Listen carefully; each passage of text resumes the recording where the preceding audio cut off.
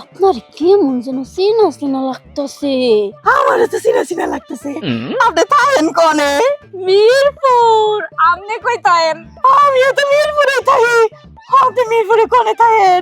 আরে আল্লাহ গো, আমিও তো মিরপুর একে ব্রিজের নিচে থাকি। আচ্ছা কোন পাশে থাকেন, ডাইনে না বায়ে? ডাইনে থাকি, ডাইনে। আরে আমিও তো ডাইনে থাকি। কয় বছর ধরে থাকেন? 10 বছর।